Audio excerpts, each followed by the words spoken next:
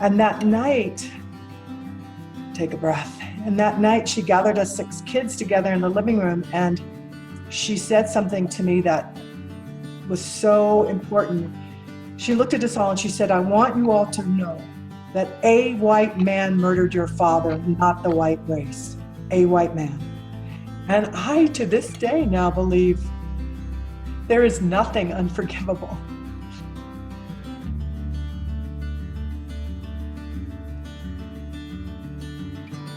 I just, I feel like I got robbed, and there was just a lot of underlying resentment and anger that things weren't different than how they actually were. And I came to understand that I was holding on to it from this sense of self-righteousness to justify everything I thought and felt about them.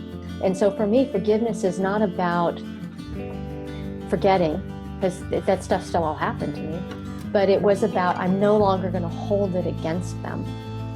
And so it's so complicated, and it's like, what if everything's forgivable, then it's like it's not fair. And I would say that this conversation has really changed my perception of myself.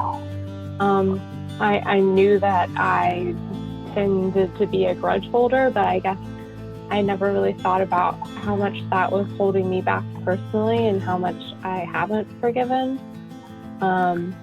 And I think, moving forward, that's something I want to work on a lot and just, be more conscious of, I guess. So then once we were not together, I reflected on it, and then I thought, oh man, she probably was asking for a boundary.